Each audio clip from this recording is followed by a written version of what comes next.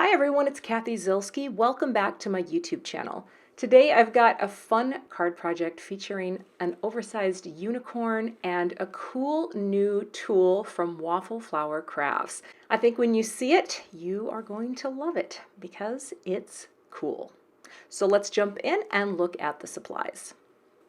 This is the mini media mat from Waffle Flower Crafts, and it is a smaller version of the bigger one. And here's what's so cool. So there's my inks, right? I'm gonna set those aside for a minute. Not that I'm not excited about the inks, I am. But this little media mat is the perfect size for having in your craft area if you don't have a big space to work on, or even if you do, just to have this little palette to play on. Now I have another palette, it's from Art Impressions, and it's kind of cool, but the thing about the media mat is it has this lip and it is made for getting messy and playing with mediums and using your tools to their fullest extent. So super excited to have this now in my space. And here is the Be a Unicorn die. This die is huge. It will completely cover an A2 card front. And it also comes with two little dies that let you cut out some hair for this cute unicorn. And I'm also going to be using this oval die, also from Waffle Flower. I've got my little water brush from Tim Holtz. And for cardstock today, I'm just going to use a piece of Tim Holtz Distress Watercolor cardstock. I'm going to use the smooth side. I love it because it is so bright white, plus a few other things as we go. The first thing I'm going to do is cut out the unicorn and one of the little hair pieces from a piece of Tim Holtz's Distress cardstock. That is step one. Next, I'm going to start smushing my Distress ink cubes right onto the mat. And again, you can see the size, right? It's small, but I think you can do a lot in a small space. So, got my water brush here, and all I'm going to do is get the water flowing, pick up a little of the Distress ink, and I'm going to work my way across this tiny little piece of unicorn hair, if you will, in rainbow order until I've got it all painted. And the great thing is you don't have to be perfect with your painting. We're just going in rainbow order. I just thought unicorns and rainbows, well, you know, they kind of go together. Working the yellow in, and then I will also layer in this gorgeous green, which is the Twisted Citron. So I'm just getting that all colored up and moving on. Now, these little, I don't know what are these the lower cheeks? Whatever they are, they pop out of this particular die cut. And there'll be a few little tabs here left behind, and all I did was just take my sharp scissors and just snip them off to make them as smooth as possible for popping them back in. Because what I wanted to do here was paint these also in the watercolor and first create a little wash of the pink that was very light in tone, and then I'm going to darken up the pink on the edges just to create a little bit of shadowing, nothing fancy, but I re-smushed down a little bit more of that Distress ink, and then I'll layer it in to create that a little darker on the outside and a little lighter on the inside. And again, it doesn't have to be perfect. It's watercolor. It's supposed to look a little messy, and at least that is the story that I'm going with. I did bring my craft pick in just to hold it down because that little sucker was moving, but there we are. Good to go. Clean up with this mat is easy. I'm wiping this down for right now with my stamp chamois, but it does clean up really well. Of course, there are going to be some inks that might leave a residue behind or might stain your mat, but by and large, it's not going to change the properties of how the mat works. But I also really like it for ink blending because when you put your ink down, you can pick it back up off the mat and you don't really lose as much ink, if that makes sense. So, making the horn have a little bit of a fade there towards the bottom. Now, for the hair, the one I made on camera, I didn't love. I did a lighter version off camera. I'm gonna go with that one. Is that cool? Okay. I'm gonna dab on a little liquid glue and then just gently place that down. And you can see how the horn fades right into the lighter pink of the top of the hair.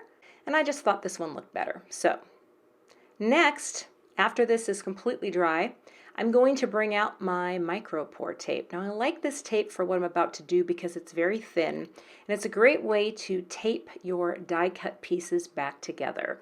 So I just flip over the unicorn and then realign the little cheek pieces, I guess, right into place and tape down with the micro pour. And I'll put a couple pieces on each side just so it's enough to hold it into place, just like that. And then I'm also going to take a little bit of the micro pour tape, place it behind the eyes and the little dots there down by the nose so that I can die cut those pieces from some black cardstock and then just pop those right in, and the micro pour tape really will just hold those into place. No glue needed. Okay. I thought a little shimmer might be nice because it's a unicorn, right? And I was only going to do the horn, and then once I realized how shimmery it was, I thought, you know what, you need to go all in. Half measures do not avail. I don't know what the phrase is, but I think you know what I'm saying. All right. Next, I am going to add some texture to a card panel.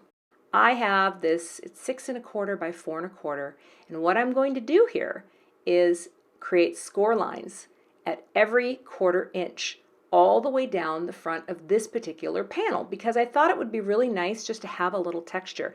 I learned this from my friend Gina K of Gina K Designs. It is such an easy way to create tone-on-tone texture for any card panel that you're working with. And look at that, really nice texture.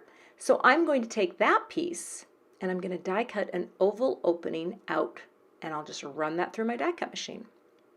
Next, I'm going to prep my card base.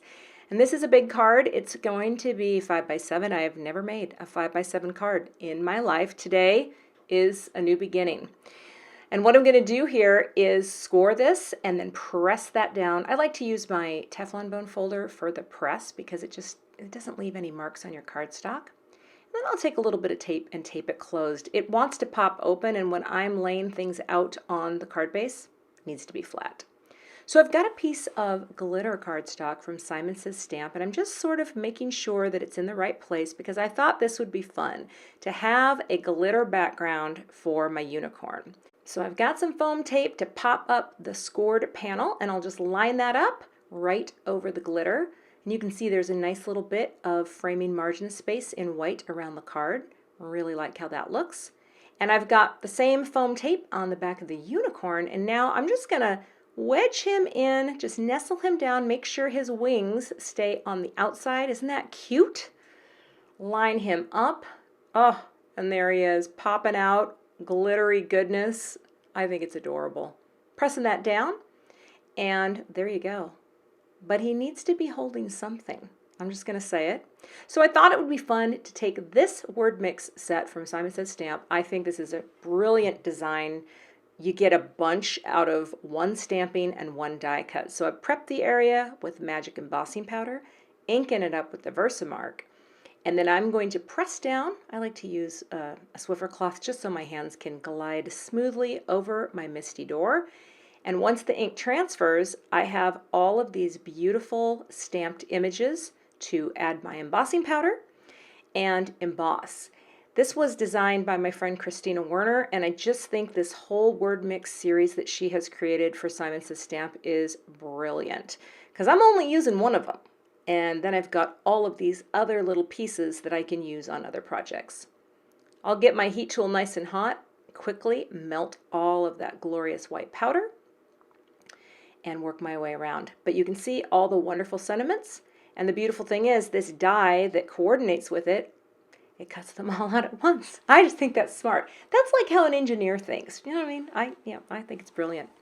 And all I'm going to do is use one of them, the Love You, and I'm going to tuck that into the little hands of my unicorn, glue that down at an angle, and that is my finished card project. Now, I think this would be hilarious to send to my son. He is 20 and at college. He may never forgive me for that, but this might be coming to him in a mailbox soon. So be sure to check out this water mat. I think the size is fantastic. The functionality is wonderful, and it's going to be a much loved craft tool in my workspace for sure. Thanks so much for watching today. I would love to have you become a subscriber to my YouTube channel. And if you do subscribe, be sure to hit the gray bell below the video so that you don't miss the next time I post. Here are a couple other videos that you might be interested in watching. Thanks so much and have a great day.